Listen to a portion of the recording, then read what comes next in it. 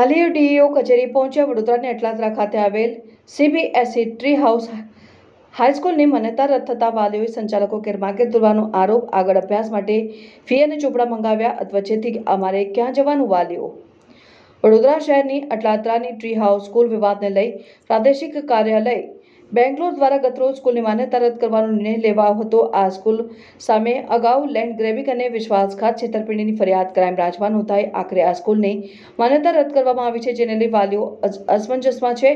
સ્કૂલમાં ભરેલ ફી અને નવા પુસ્તકો ખરીદી લીધા છે, ત્યારે સંચાલકો તેઓને ગેરમાર્ગે દોરતા હોવાના આક્ષેપો સાથે આજે જિલ્લા શિક્ષણાધિકારીની કચેરી ખાતે પહોંચ્યા. વડોદરાની અટલાદરા ટ્રી હાઉસ સ્કૂલ માન્યતા રદ થતા વાલીઓ હવે બહાર આવ્યા છે અને પોતાના બાળકોની ચિંતા વ્યક્ત કરતા આ સ્કૂલની માન્યતા રદ થતા હવે આગામી અભ્યાસનો શું અને સંચાલકો દ્વારા તેઓને ગેરમાર્ગે દોરવામાં આવતા હોવાના આક્ષેપો સાથે જિલ્લા શિક્ષણાધિકારીની કચેરી ખાતે પહોંચી રજૂઆત કરાઈ.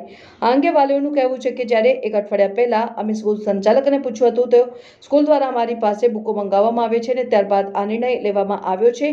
તેઓનું કહેવું છે કે ધોરણ 1 થી 8 ની માન્યતા અમારી પાસે છે, રદ થઈ નથી, તો ચિંતા કરવાની જરૂર નથી. હાલમાં સીબીએસઈ પ્રાદેશિક કચેરી દ્વારા સ્કૂલની માન્યતા રદ કરવામાં આવી છે, જેમાં ધોરણ 9 અને ધોરણ 11 ની વૈકલ્પિક વ્યવસ્થા આસપાસની સીબીએસઈ સ્કૂલમાં વાત કરવામાં આવી છે. ત્યાં વાલીઓને ડર છે કે ધોરણ 1 થી 8 માં અભ્યાસ કરતા વિદ્યાર્થીઓને પણ માન્યતા રદ થશે તો અમે ક્યાં જઈશું, જેને લઈને અમને ચિંતા છે. અને વાલીઓનું પણ કહેવું છે કે એક તરફ બાળકો સ્કૂલ ચેન્જ કરવા તૈયાર નથી ને આજ દિન સુધી અમને અંધારામાં રાખવામાં આવ્યા. સત્રની ફી પણ ભરવામાં આવી છે, ચોપડા પણ ખરીદી લીધા છે, ત્યારે આ વચ્ચે માન્યતા રદ થશે તો અમે ક્યાં જઈશું? આ અંગે ડીઈઓ કચેરીના અધિકારી કે.પી. પરમારે જણાવ્યું કે વાલીઓની રજૂઆત હતી કે અમારા બાળકો ધોરણ 9 થી 12 માં અભ્યાસ કરીને તેઓનું કહેવું છે કે માન્યતા આ સ્કૂલની રદ કરવામાં આવી છે. આ બાબતે વાલીઓની રજૂઆત અંતર્ગત હકારાત્મક કાર્યવાહી કરીશું. 1 થી 8 ની મંજૂરી દર્શાવેલ આ પત્રમાં છે કે નહીં તે બાબતે તપાસ કરીને યોગ્ય નિર્ણય લઈશું.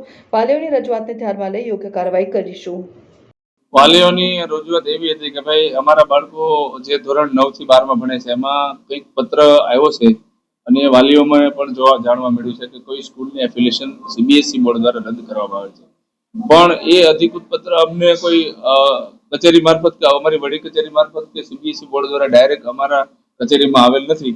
છતાં પણ અમે અમારી વડી કચેરીનું માર્ગદર્શન લઈ અને જો કંઈ આવું હશે તો અમારા જિલ્લા શિક્ષણાધિકારી શ્રી પાંડે સાહેબના માર્ગદર્શન હેઠળ અમે આ વાલીઓની મુજબ હકારાત્મક કાર્યવાહી આગળ કરીશું. સ્કૂલ બંધ કરી દેવાની વાત છે. હા, એટલે એ જ વાત છે ને કે આગળ શું થાય છે, કયા પ્રકારનું શું પત્ર છે, એ પત્ર બાબતે જે કઈ વાલીઓ તરફથી જે કઈ કાર્યવાહી થશે એ અમે કરીશું ચોક્કસ.